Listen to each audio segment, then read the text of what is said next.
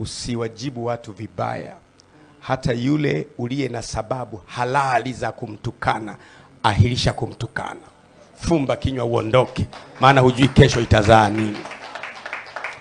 Hata yule ambaye amekuudhi sana, ukimtukana watu wote wataelewa sababu ya kumtukana, nyamaza. Una binti ambaye ulikuwa umemchumbia, for some reasons umeamua kumwacha, usiwaambie watu.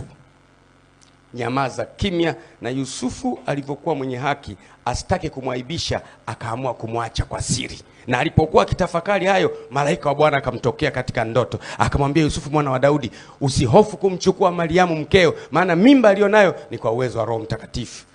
Mtu mnatofautiana na yeye, usimwaibishe. Nyamaza kimya, ondoka. You will be surprised. Wale watu ambao ulifikiri hutawahitaji kwenye maisha, miaka 10, 20 ijayo utawakuta wamesimama njiani. Wao ndio daraja la kukuvusha kuelekea kwenye next level. Nakupa wisdom. Unanielewa eh? Bashite angekuwa anajua mimi nitakuwa nani leo, asingefanya alivyokuwa anafanya.